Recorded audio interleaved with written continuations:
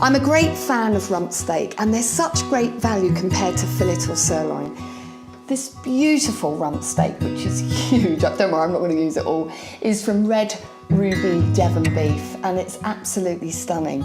These animals have been grazing on pasture all their lives. All the time spent roaming on pasture has built up that rump muscle, giving it character and flavour. And it's got great health benefits too. Because it's grass-reared beef, it's high in good omega-3 fatty acids, and it's a great source of healthy protein. So it's a win-win dish. So, beef stroganoff is a really classic dish, and I'm going to modernise it up a little bit, because what I don't want to do is to stew the meat. I want the meat to still be pink in the centre.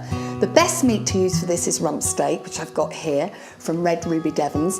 And to start off with, we're just going to get the pan nice and hot. I'm going to put in a little bit of rapeseed oil. And I'm going to make this slightly British because stroganoff normally has wine in it, and I'm going to use British beer. Season your beef, little bit of pepper and your salt. Get the pan nice and hot, but once again, you don't want it hazing. That's the noise you want to hear. In goes the beef. You can just toss it around like that in the pan. You're just searing it, that's all you're doing. Then just take it and put it straight into a bowl. Just set it to one side. Take the pan off the heat just to cool it slightly, and then you're going to put in a little bit of butter. This is such a great supper dish, it's a real treat. Shallot or chopped red onion going in. Over the heat. I'm using shallot because they cook a lot quicker than the normal white onion, or you could use red onion. Just move it around the pan, just for a few minutes for it to slightly soften and colour. In go now the mushrooms. So we've got chestnut mushrooms here, which have just been sliced, or any mushrooms, big flat ones you could slice up and use if you wanted to. And if your pan is going a little bit on the dry side, you can always add another tiny nut of butter. When you put your butter in to begin with, if it burns, just throw it away and just wipe the pan out and start again. I'm using unsalted butter because it's got a better flavour for this, and also it's less likely to burn. Smells so good. Right, garlic going in. I'm putting the garlic in now so that I don't burn it. You can take the pan off the heat, add your garlic. All the liquid has come away now from the mushrooms, and you can see they've cooked down slightly, which is what you want. Then a little bit of flour, not too much, it's just to absorb the butter, hardly there in the pan, just to absorb. And it's important that you cook that out a bit. Just cook it a little bit in those lovely garlic juices. Then thyme, lovely fresh thyme going in, a little bit of beer, and stock. I'm just using to get some really good bouillons now, which you can buy everywhere.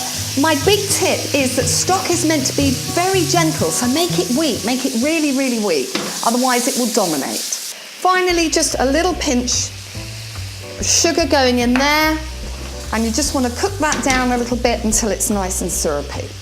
Okay, meanwhile, back at the range, what you can do is make your sour cream sauce that is normally stirred into your stroganoff. But I'm not going to do that. I'm going to keep it separate, and I'm just going to show you very quickly how to make it. In here, I've got sour cream, we've got Stilton, or you could use any favourite blue cheese, and a little bit of Dijon mustard. And just mix that together. You also want to make yourself some bruschetta. So just get some of your favourite bread, slice it, and then just toast it in the oven with a little bit of olive oil. The meat just goes back in just for about 30 seconds just to heat through all your lovely stroganoff. Because you don't want to overcook it. You still want it to be lovely and pink. To serve up, just take your croûte, put it onto your plate like that. Just get a couple of spoons, and you can just pile that on your croûte. And you can see that that meat is still lovely and pink and soft and tender.